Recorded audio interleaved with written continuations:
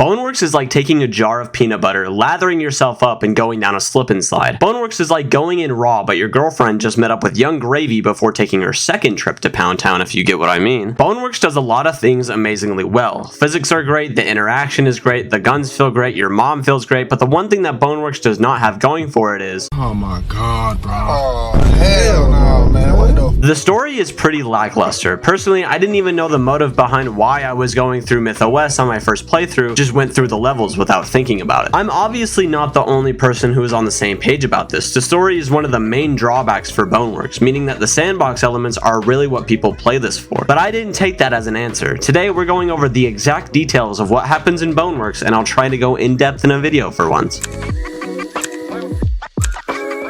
Taking place in the same universe as Stress Level Zero's other VR title called Trying My Best Not to Get Sued by Nintendo, during the 90s in this universe, a company with fuck me money, Monogon, discovers a strange dimension known as the Voidway, which exists outside of space and time, and goddamn, what is this shit, a fucking Rick and Morty episode? This dimension contains something really cool called void particles, which if you didn't know, can kill you if you walk up to them and can exist in multiple places at once. But let's just continue, Monogon said, nothing to worry about here. Monogon then uses void particles to create the Boneworks engine. Wow, that's a cool name, where'd you get that from? Which uses AI to create infinite versions of space to be played out with a VR headset. Monogon then uses the same cool named engine to create MythOS City, a city with endless living space. By the late 90s, aka 1997, MythOS is nearing completion, but some dipshit named Arthur Ford realizes that, hey, we could use the Voidway as a means of living forever and the Boneworks engine could help us get there. This is just about where you begin the game, with real-life Arthur going into a panic room, blocking off the door, and putting on a VR headset. Then the realization sets in that the dipshit who wanted to live forever by breaking an engine made with particles from another dimension is the person you're playing. That's right,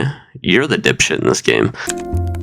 Once Arthur puts on this headset, he releases a virus which causes the leakage of void particles onto MythOS City. This virus does a little bad thing called boot everyone in the VR chat world and basically freeze everything. God fucking damn it, Arthur. You could not just break shit for once in this video. It should be titled Arthur Ford is a stupid idiot. Ford will remain in the simulation and then is contacted by a fellow employee named Hayes. Don't worry if you're just learning his name. It's okay. I just did too. Hayes then sends Ford to basically unbreak all the stuff he broke by rebooting the system clock without knowing that Arthur is the problem of it all. Ford then takes a detour through this little area of the game. I don't know, it's pretty insignificant, nobody cares.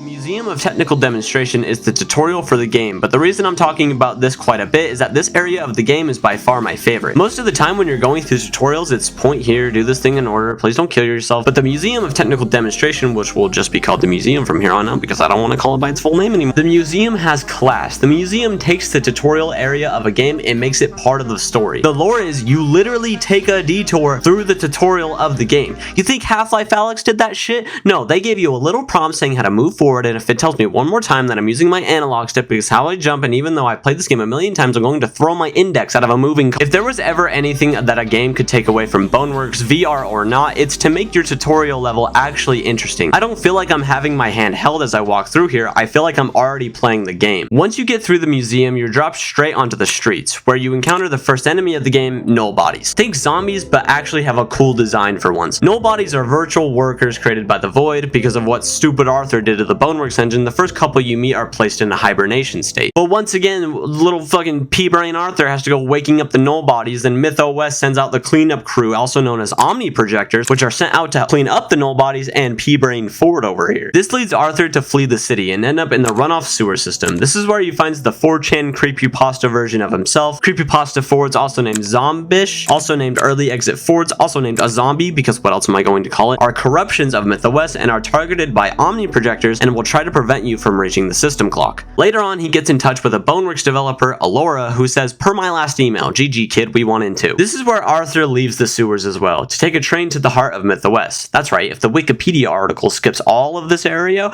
we're skipping all this area too. To be fair, nothing super interesting happened, there's just a lot of enemies to deal with. Ford then takes a train to get towards the Time Tower, which is by far the hardest area of this game in my opinion. This area also hosting the system clock. You'll eventually fight off every virtual force Myth can throw at you, giving you a little dance party to go along with it. You get to the system clock where you have every member of the Church of Latter-day Saints ready to protect their god. This area alone is super annoying to deal with. Quick little side tangent here. You can use the monomat to grab the gravity staff to make this a lot easier, but if you don't have enough ammo, or if you're an actual idiot like me and you didn't know how to use the monomat on your first playthrough, you have to use these cannons, which are super annoying to use when you have a 2-foot tall midget screaming and crying its way onto you. Once you finally destroy the system clock, you're placed into the Voidway, where a better looking Slenderman encourages you towards the white door, which is also again found in not trying to get sued by Nintendo. Going through the door, you're placed in